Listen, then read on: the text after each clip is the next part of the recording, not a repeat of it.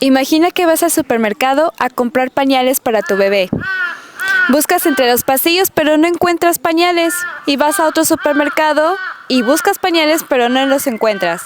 Y lo único que ves son alimento y ropa para mascotas. ¿Cómo es posible esto? No es una idea ridícula, pero probablemente esto podría sufrir Corea del Sur en un futuro.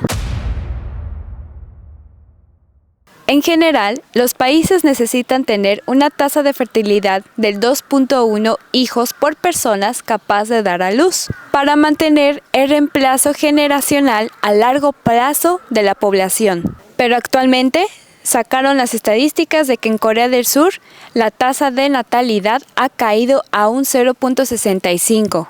Según la Oficina Nacional de Estadísticas, para el 2045, el número de muertes superará el número de nacimientos en todas las ciudades de Corea del Sur, comenzando así una disminución natural de la población. Como resultado, se espera que la población de Busan, la segunda ciudad más grande de Corea del Sur, disminuya en más del 20% en comparación con el 2022. En algunas de estas ciudades, se espera que la población de las personas mayores de 65 años se acerque al 50% para el 2052. Las personas nacidas en los años 90 están casándose en números significativamente inferiores a las generaciones anteriores. Estamos hablando de 700,000 matrimonios aproximadamente. Además, incluso en los hogares casados ya no están teniendo hijos, lo que ha llevado el número de nacimientos alrededor de 200,000. El problema es que cuando los nacidos en los años 2000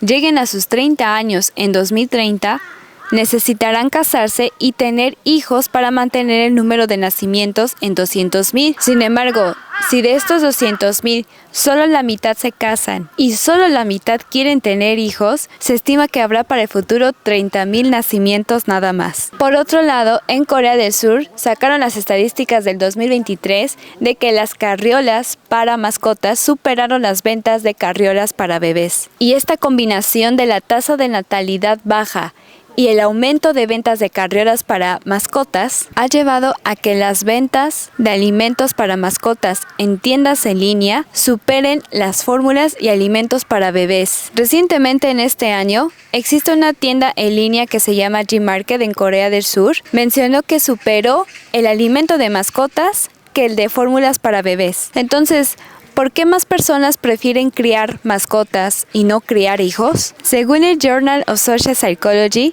tener una mascota como un perro puede aumentar naturalmente la actividad física del dueño y contribuir a mantener una buena salud mental. También informaron que al momento de tener una mascota como un perro, da un impacto positivo en la mejora de la depresión de su dueño. Entonces, en una sociedad tan competitiva, de estrés y donde puedes encontrar casos de depresión, el tener una mascota ayuda a tener una estabilidad emocional. Y desde la otra cara de la moneda, criar hijos puede generar una gran responsabilidad y costos, mientras que cuando crías perros, desde ese punto de vista de responsabilidades y costos, puede ser menor, pues el cuidado de una mascota genera menos costos y menos tiempo, y eso puede ayudar a gestionar mejor la crianza de una mascota. Entonces, pongámonos a pensar, si la razón de no criar hijos es porque genera más costo que criar un perro, el costo de tener y criar un bebé, si fuera igual al de tener y criar un perro, ¿la gente tendría más bebés? ¿Qué opinan ustedes sobre este tema?